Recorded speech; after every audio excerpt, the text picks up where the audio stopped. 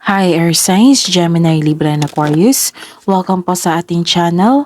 At ito ay inyong daily gabay tarot reading for January 17, 2024. Please be reminded that this is general reading po, so maaari kayo makarelate o hindi. Just take what resonates. Gamitin ang reading na ito bilang gabay lamang. Balik po kayo dito bukas para sa ating daily gabay tarot reading. Please like, subscribe, and click bell button for notification para po updated po kayo sa daily tarot reading natin. Para po sa gustong magpa-reading, maaari niyo pong makuha ang link na sa description box po ito. Message nyo lang po ako sa messenger. Maraming salamat po.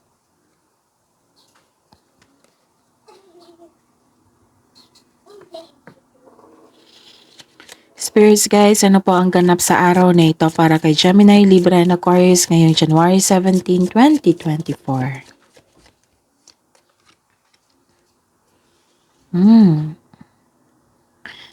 This is power, this is strength. This is, pwede din itong parents, kausap nyo ngayon. Pwede nagtakal kayo ng big business or negosyo. Pwede din itong boss kasi power ito eh. And protection. Maaring kausap nyo ngayon yung mother nyo or mother figure po.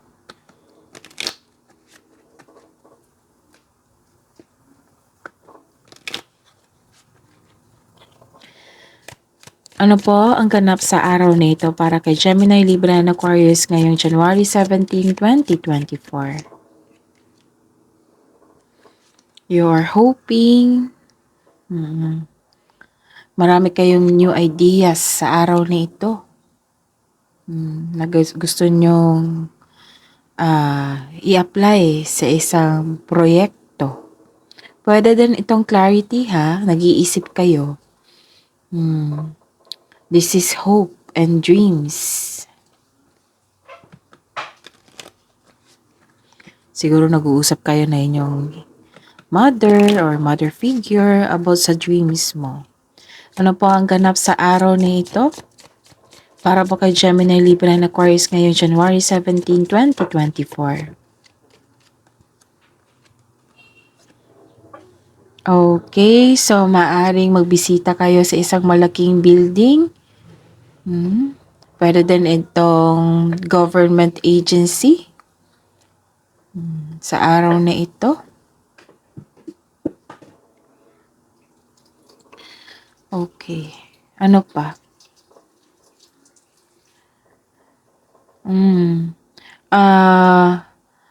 Maaring nagkaroon ng restriction or nagkulong kayo ngayon. Nagkulong kayo ngayon kasi malungkot kayo. Oo, some of you. Pwede din nagbisita kayo sa malaking buildings such as university, yung building sa government, yung mga malaking building. Okay? Ano po ang mensahe para kay Gemini, Libra, and Aquarius ngayong January 17, 2024? Joy and delight. Open your heart to joy.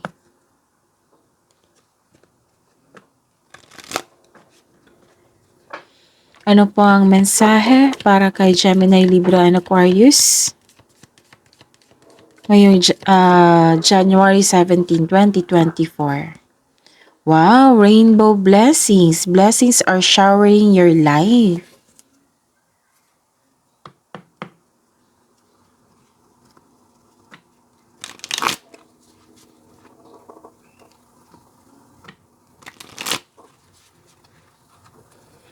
Ano po ang energy ni Gemini, Libra, and Aquarius ngayong January 17, 2024? Clarification of this card po.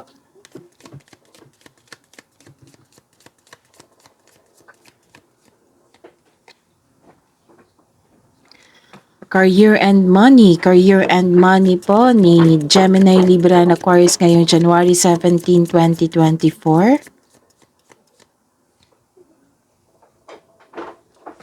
Clarification of discord.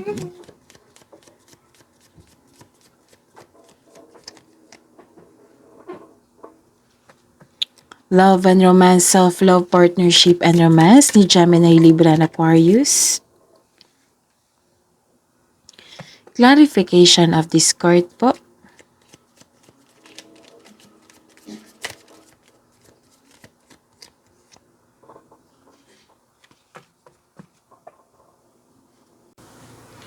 By the way, Gemini, Libra, and Aquarius, please visit our channel po. Please visit our channel. Scroll down lang nyo lang po, andun po yung 2024 Gabay Tarot reading nyo po. At yung first quarter reading nyo po. For separated video po yung Gemini, Libra, and Aquarius. Nakapost rin po yung birthday reading nyo po for Aquarius. Ngayong 2024 po iyon. So, please check po sa channel natin. Scroll down nyo lang po. Andun po yung separated video. Maraming salamat po. Ngayong araw na ito, ngayong January 17, 2024, nagkaroon po ng hard work. Busy po kayo sa araw na ito. Busy kayo sa inyong trabaho, busy kayo sa inyong passion, or busy kayo sa bahay po. Nagkaroon po ng productivity dito. Walang sayang walang sayang sa araw na ito. Puro trabaho. Kasi may nakita ko dito ng bagong kasanayan at kaalaman na naging excited ka. This card reminds you kapag ginawa mo ang gusto mo, mamahalin mo ang ginawa mo. Mamahalin mo ang ginagawa mo. Ang tagumpay sa pananalapi at seguridad ay produkto ng inyong pagsusumikap at desisyon, at ang taas ninyong tagumpay ay nasa iyo. So, nakikita ko talaga dito ang pag-level up nyo. Gemini, Libra, and Aquarius. Keep up the great work. May tagumpay ako nakita dito regarding sa money ninyo, sa isang product, sa inyong buhay, karera. Hard work at dedikasyon sa trabaho o negosyo for financial prosperity. Patuloy mo lang po ang pagsumikap. Patuloy nyo lang po magsumikap. Sabi po ng card. Nag-aaral kayo ngayon ng new skills. Some of you, nag-aaral kayo ngayon ng new skills para ma-increase ang inyong income. Gumagawa ka ng passive income. Passive income gumagawa kayo. At sabi po ng card dito na what you have been studying or practicing will lead to abundance. Kung ano yung ginagawa nyo ngayon, kung ano yung kasi busy kayo ngayon nakikita ko nag-aaral, gumagawa ng isang produkto, bumuo ng proyekto, basta busy kayo sa inyong gawain ngayon. It will lead you to abundance po, sabi po ng card dito. And trust that you can do anything, set an intention so that you can achieve a success through diligent work that you enjoy. So, kailangan talaga na. Some of you nakikita ko talaga dito na successful kasi ini-enjoy nyo yung mga gawain nyo. Siguro passion nyo yung trabaho nyo po. Kaya nakikita ko dito na excited kayo sa inyong araw.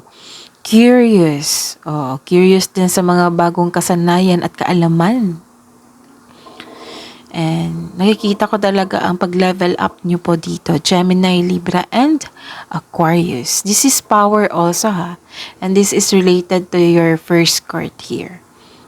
Inspiration, power, nagkaroon ng mataas sa inyong confident, courage, which is very good.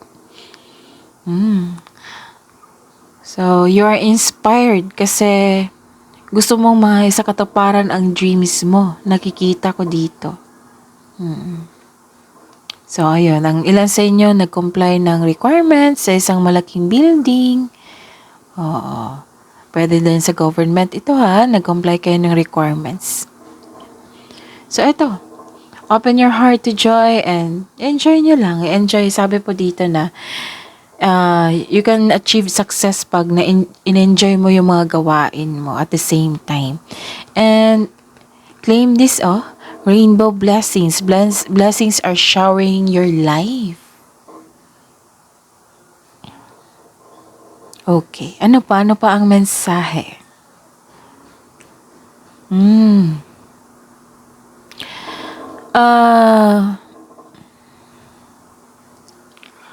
Sabi po ng card dito na kailangan nyo maging impatient po.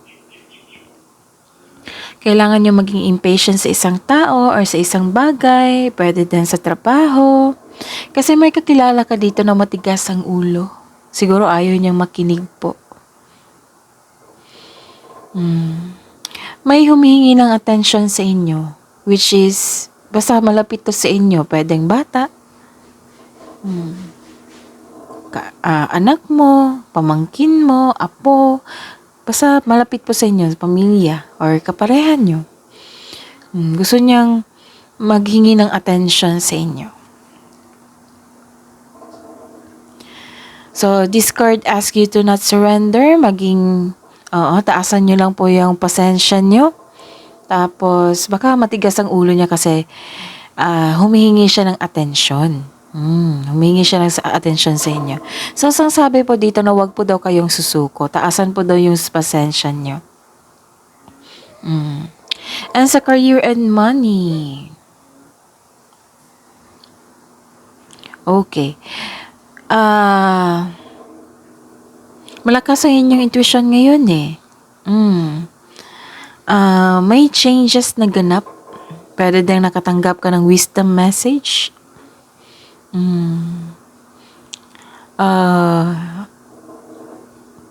May nakita ko dito na may malalaman kayong sekreto mula sa isang tao. So, ang sabi po dito ng card, makinig sa inyong intuition, maaring may panawaging spiritual na parating sa inyo. The advice is to clear your mind and ask your heart for the answers you seek. The answers are already within you. So, ang sabi po dito na yung tanong mo ay, ang sagot sa inyong katanungan ay nasa inyo lang po. The answers are already within you. This card tells you not trust your own counsel first. So have faith. Trust yourself. Trust your intuition also. Go and connect to your divine guidance. Trust yourself and follow your intuition. Sabi po dito. Kasi ito yung magagabay sa inyo. Malakas sa inyong intuition. Siguradong may malalaman kayong sekreto niyan mula sa isang tao. Kasamahan mo ito sa trabaho eh. Okay. May nakita ko dito na may taong hindi marunong magpahalaga sa kanyang gawain, sa kanyang katrabaho, sa kanyang staff. May nakita ko ditong very abusive na tao. Kaya hanggat maaga, iwasan mo po daw ito. Sabi po ng card, itong nangaabuso ng kanyang power. Hanggat maaga, kung hindi pa ito nangyari ngayon, magsilbing gabay ito sa inyo na iwasan nyo po.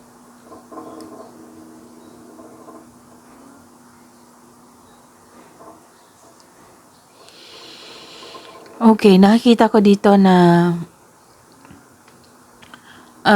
nung nakaraang araw, nag-overthink po kayo. Oo. May nag-alala kayo, nag-overthink kayo. Pero ngayong araw na ito, nag-decide kayo na kayanin nyo. Nag-decide kayo, kinakaya nyo ang sitwasyon eh. Nag-decide kayo na ayaw nyo na mag-overthink, tapos kinakaya nyo ang sitwasyon, which is good kasi gusto nyo na mag-move forward. Okay? Baka sobrang pagod kayo dito or may problema kayo sa inyong sarili, sa inyong bahay. Basta, nung nakaraan nito maaring kahapon. Nag-alala kayo sa isang bagay, sa isang tao. Nagkaroon ng anxiety. Tapos ngayon, nag-decide kayo na ayaw nyo nang mag-overthink. Kinakaya nyo ang sitwasyon. And,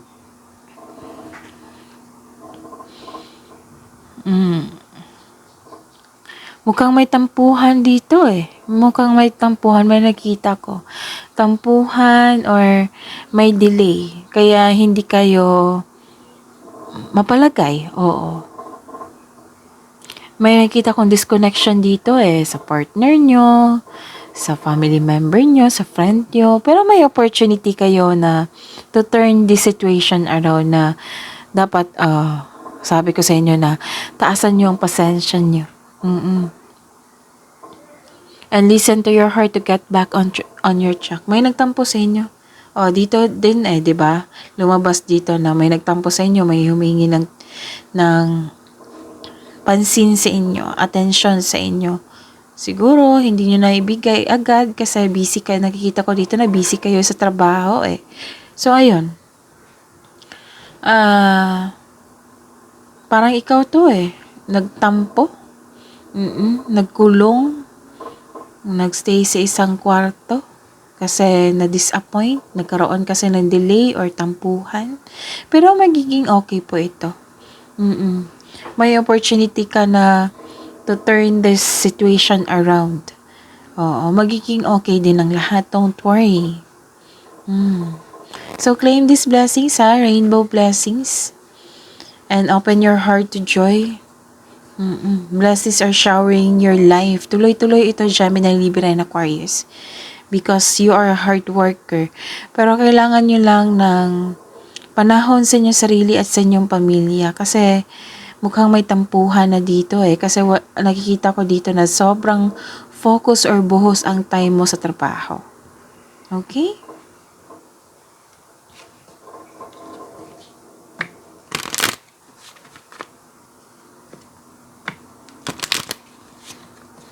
Hidden truth, anong iniisip mo? Anong iniisip ng mga Gemini, Libra, and Aquarius ngayong January 17, 2024? Para po sa mga single, I hope that you can forgive me one day.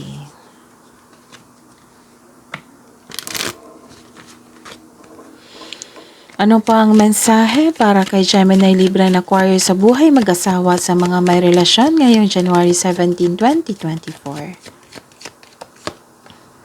You and I were too young.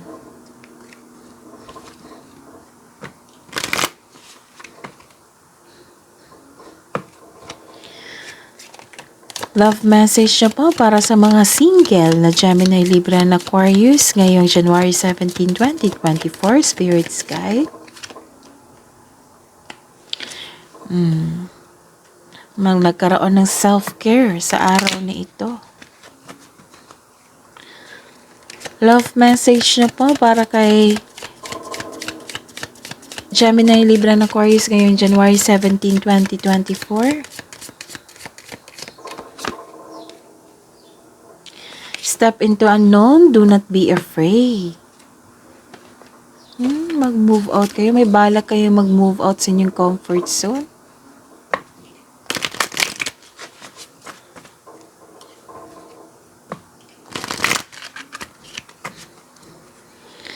Love message niyo po para sa buhay mag-asawa at sa mga may relasyon ngayong January 17, 2024 para po kay Gemini, Libra, and Aquarius. Love who you are. You are divine, delightful, and deserving the wonderful things. You are divine, delightful, and deserving of the wonderful things life has to offer.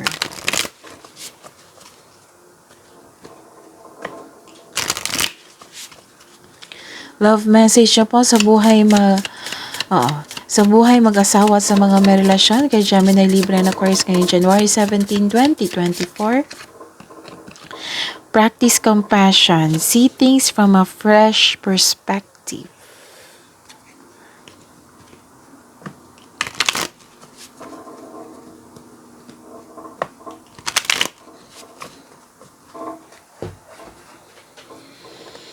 Wisdom message nyo po para kay Gemini, Libra, and Aquarius ngayong January 17, 2024. Wow! Positive changes,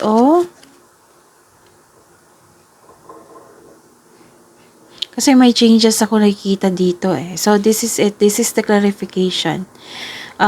Take steps towards positive change.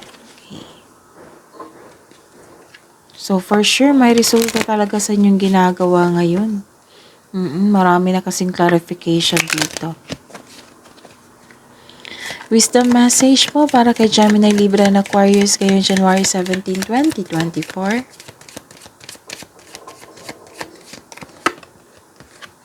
Ang ganda. Check nyo yung January 16, 2024 reading nyo po. Gemini, Libra, and Aquarius. Lumabas din ito. So, ayun. Mas clarification talaga to. Opportunity knocks. Go for it. May opportunity po. Go for it. Take steps towards positive changes. Lumabas din to Tong dalawa to. Tong dalawang ito sa Gemini, Libra, and Aquarius, January 16, 2024. So, check nyo. Yan talaga ang gustong i-message. Ipaalam sa inyo ng universe. So, claim nyo na. Claim nyo na Gemini, Libra, and Aquarius. Para tuloy-tuloy. Pero kailangan ng pagbalansa dito sa inyong sarili at sa inyong pamilya din. Kasi may nagtampo na. Ano po ang kabuang advice nyo po para kay Gemini, Libra, and Aquarius ngayong January 17, 2024? Surrender to the divine.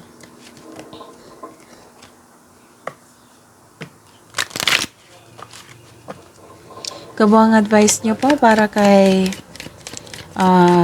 Gemini, Libra, and Aquarius ngayong January 17, 2024. Your dreams need a practical plan.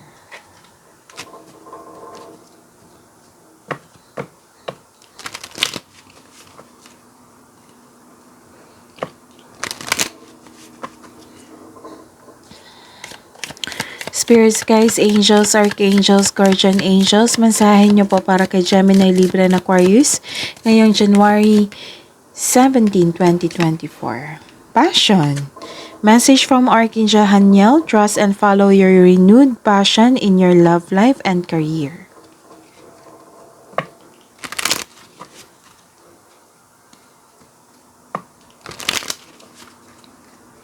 Spirits, guys, angels, archangels, guardian angels, mensahe nyo po para kay Gemini, Libra, and Aquarius ngayong January 17, 2024. You are safe. Archangel Michael, I am protecting you against lower energies and guarding you, your loved ones, and home. Wow. Parang lumabas din ito si Archangel Michael sa inyo kahapon, January 16, 2024. So check nyo, Gemini, Libra, and Aquarius. So, this is your reading po ngayong January 17, 2024, Gemini, Libra, and Aquarius. Please be reminded na posted po yung first quarter nyo. So, check nyo po. Nasa channel po natin. Okay? So, please like, subscribe, and click bell button for notification para updated po kayo sa daily tarot reading natin. Maraming salamat po.